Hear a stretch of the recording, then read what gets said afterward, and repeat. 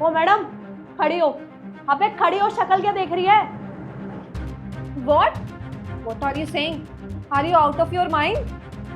ओ hello, मेरे सामने ना ज्यादा इंग्लिश मत झाड़। इंग्लिश बोलने वाली बन रही है। अरे तुम पागल हो गई क्या? तुम शायद भूल रही हो कि ये कौन है। इस कंपनी की ऑनर है ये, और तुम 2 कौड़ी के सिक्योरिटी गार्ड। तुम्हें इनसे बात करने की तमीज नहीं है क्या बिल्कुल भी? हाँ, नहीं है मुझे बात करने की तमीज। और ये है कौन जिससे मैं तमीज से बात करूं? अरे इसकी औकात क्या है मेरे आगे? तुम 2 कौड़ी के सिक्योरिटी गार्ड, तुम्हारी इतनी हिम्मत कि तुम मुझसे इस तरीके से बदतमीजी से बात करो? मैं चाहूँ तो तुम्हें ना चुटकियों में इस कंपनी से बाहर फिकवा सकती हूँ। हाँ बे, तू होती कौन है मुझे नौकरी से निकालने वाली? मैं भी यहीं खड़ी हूँ, निकाल के दिखा। अरे देखो तो इसे, आज तक इसने मुझसे कभी बदतमीजी से बात नहीं करी, लेकिन आज तो इसने हद ही कर दी है। किस तरीके से बात करी है मुझसे? सही कह रहे हो मैम आप। हमारी कंपनी में इतने सारे सिक्योरिटी गार्ड हैं, लेकिन किसी की हिम्मत नहीं है आपसे इस तरीके से बात करने की। और ये तो बहुत तमीजदार थी ना, सबसे अच्छे से बात करती थी। एकदम से इसको क्या हो गया? इतनी बदतमीज कैसे हो गई है?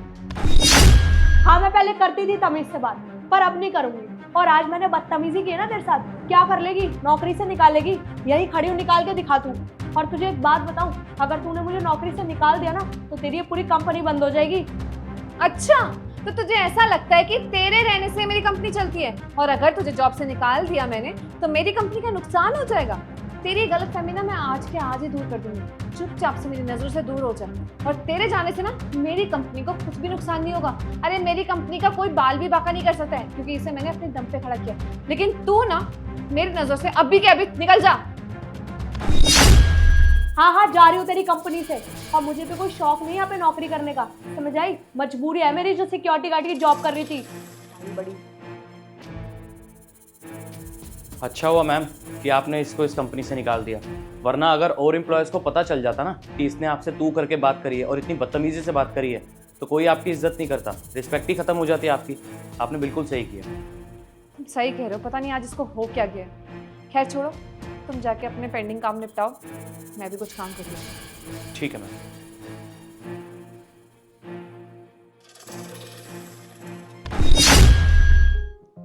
हेलो डॉक्टर साहब, कैसी है मेरी मम्मी की तबीयत? डॉक्टर साहब, मैं आपकी सारी फीस भर दूंगी टाइम से। मुझे कुछ टाइम की मोहलत चाहिए। मैं जल्दी से जल्दी गांव आके सारी फीस जमा कर दूंगी। आप ये बता दीजिए कि माँ की तबीयत कैसी है। मैं आपसे प्रॉमिस करती हूँ कि मैं सारी फीस भर दूंगी जल्द से जल्द। बस आप थोड़ा सा पेशेंस रखिए।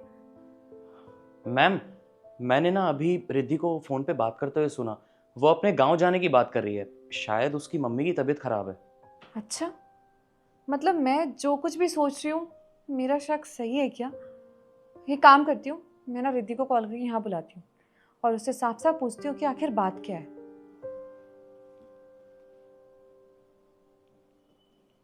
हेलो रिद्धि, तुम तुरंत मेरे केबिन में आओ, मुझे अर्जेंटली तुमसे कुछ बात करनी है।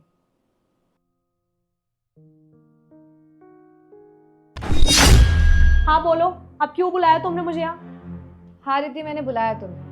मैं तुमसे कुछ बात करना चाहती हूँ। मैं तुमसे पूछना चाहती हूँ कि आखिर ऐसी क्या बात है जो तुम मुझसे इस तरीके से बात कर रही हो? क्योंकि आज से पहले तो कभी तुमने मुझसे इस तरीके से बात नहीं की, और कभी भी मुझसे इतनी बदतमीजी या फिर मेरी इंसल्ट कभी नहीं की। ज़रूर कोई बात है, क्योंकि मेरा दिल ये मानने के लिए तैयार नहीं कि तुम मुझसे इस तरीके से बात कर सकते हो। देखो, अगर कोई बात है या फिर तुम मुझसे कुछ बात छुपा रही हो, तो तुम बेझिझक होकर मुझसे बात शेयर कर सकती हो। मुझे बता सकती हो कि आखिर ऐसी कौन सी बात है जो तुम्हें इतना ज़्यादा परेशान कर रही है, जिसकी वजह से तुम मुझसे बदतमीजी से बात कर रही हो। मैं अच्छे से जानती हूँ रिद्धि, तुम हमेशा बहुत ही काम रहती हो हर सिचुएशन में। तुमने कभी भी किसी से ऊंची आवाज़ में बात भी नहीं करी है। तुम्हारा रिकॉर्ड रहा है हमेशा कि अगर किसी ने तुमसे बदतमीजी से बात की है, उसके बावजूद तुम मुझसे हमेशा तमीज़ से पेश आई हो। लेकिन आज तो ज़रूर कोई बात है। देखो प्लीज़ मुझे बताओ, सच सच बताओ कि आखिर बात क्या है। कोई ना कोई बात तो ज़रूर है।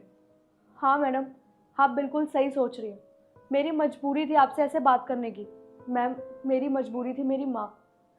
मैम, मेरे माँ की तबीयत ना बहुत ज़्यादा ख़राब है, और गांव में कोई भी नहीं है उनका ध्यान रखने वाला। फैमिली में भी मैं अकेली हूँ, इसलिए मैंने आपसे बदतमीज़ी की। पिछले 15 दिन से मैं आपको बोल रही हूँ कि मुझे छुट्टी दे दीजिए। आप मुझे आजकल कह के टाल देती है। इसीलिए मैंने सोचा मैं आपके साथ आज बदतमीज़ी करूँगी तो आप मुझे नौकरी से निकाल दोगी, और नौकरी से निकलने के बाद मैं सीधा अपनी माँ के पास जाऊँगी और हॉस्पिटल की सारी फीस चुका के मैं माँ का इलाज जल्दी से जल्दी करा लूँगी। मैडम, मेरी माँ की तबीयत सच में बहुत ख़राब है और मुझे सच में छुट्टी की बहुत नीड है। और मैम, प्लीज़ मुझे माफ़ कर दीजिएगा, मैंने आपसे इतनी बदतमीज़ी की, और बदतमीज़ी करने का रीज़न सिर्फ मेरी माँ थी। मैं अपनी माँ से बहुत प्यार करती हूँ मैडम। मैम, सिर्फ मैं जानती हूँ कि मेरी माँ गाँव में अकेले कैसे रहती है। और ये नौकरी भी ना मैम, मैं अपनी माँ के लिए कर रही हूँ। अगर मेरी माँ ही नहीं रहेंगी तो मैं ये नौकरी और पैसे का क्या करूँगी। और आप खुद सोचिए ना मैम, अगर इस जगह आपकी माँ होती तो आपका भी तो मन करता ना कि जल्दी से जल्दी आप अपनी माँ का इलाज करा लो। और मेरे घर में तो कोई और है भी नहीं जो मेरी माँ का ख्याल रख सकता है। और मैम, मेरे घर में तो मेरे अलावा उनके पास कोई है भी नहीं। तो इसलिए मैम, मैंने आपसे ये बदतमीज़ी की ताकि आप मुझे नौकरी से निकाल दो और मैं सीधा अपनी माँ के पास जाऊँ और उनका इलाज करा सकूँ। प्लीज़ मैम, एक बार और मैं आपको सॉरी बोलती हूँ। मेरी कोई इंटेंशन नहीं थी आपसे ऐसे बदतमीज़ी करने की। आई एम सॉरी रिद्धि, मैं तुम्हें समझ ही नहीं पाई। सही कहा तुमने, माँ से बढ़कर ना इस दुनिया में कुछ भी नहीं है। और प्लीज़ मुझे माफ़ कर देना, मुझे मिसअंडरस्टैंडिंग हुई। मैंने ये सोचा कि तुम अपनी माँ की बीमारी का बहाना बना के छुट्टी ले रही हो, तो बस इसीलिए मैंने तुम्हें छुट्टी नहीं दी। मैम, ऐसा कुछ भी नहीं है, आप मेरे बारे में गलत सोच रही थी। अगर आपको ऐसा लग रहा था तो आप एक बार आके मुझसे पूछती तो। बट कोई नहीं मैम, आप अपनी जगह सही हो। और मैम, आप खुद सोचिए ना, मैं अपनी माँ की बीमारी का बहाना क्यों लगाऊंगी। माँ से ऊपर मेरे लिए कुछ भी नहीं है और मैं उनसे सच में बहुत प्यार करती हूँ। और इवन हर कोई अपनी माँ से बहुत प्यार करता है। किसी की भी माँ की तबीयत खराब होगी वो तो टेंशन में आ ही जाएगा ना मैम। मैंने बस इसीलिए ये सब किया। और मैम, आपको अच्छे से पता है कि मैं कभी झूठ नहीं बोलती और मैंने आज तक आपसे कोई भी झूठ नहीं बोला है। मैं अपने काम के लिए बहुत ईमानदार हूँ मैम। कोई बात नहीं रिद्धि, जो हुआ सो हुआ। मैंने तुम्हें समझने में गलती कर दी थी, लेकिन तुम अब चिंता मत करो। तुम फटाफट से अपनी माँ के पास जाओ गाँव में, उनका अच्छे से इलाज कराओ। और हाँ, किसी भी चीज़ की ज़रूरत हो ना, बेझिझक होकर मुझे कॉल करना, चाहे पैसों की ज़रूरत हो चाहे किसी चीज़ की भी, ठीक है। और तब तक आने की ज़रूरत नहीं है जब तक तुम्हारी माँ अच्छे से तंदुरुस्त ना हो जाए। और यहाँ की चिंता बिल्कुल भी मत करो तुम, तुम्हारी कोई भी सैलरी कट नहीं होगी। जितनी छुट्टी तुम लेना चाहो उतनी छुट्टी लो, लेकिन हाँ, माँ का अच्छे से ख्याल रखना। अब तुम जाओ। Ma'am, thank you so much, thank you so much ma'am. आपने इस गरीब की मदद करके ना बहुत बड़ा भला किया है। अरे रिद्धि, तुम बार बार माफ़ी क्यों मांग रही हो? तुम्हारी कोई गलती नहीं है, मैंने ही तुम्हें समझने में देर कर दी। तुमने जो कुछ भी किया बिल्कुल सही था, शायद यही तरीका था जिससे मैं समझ पाती। अब तुम देर क्यों कर रही हो? जाओ फटाफट अपनी माँ के पास, उनका अच्छे से इलाज करवाओ। ठीक है मैडम, मैं चलती हूँ।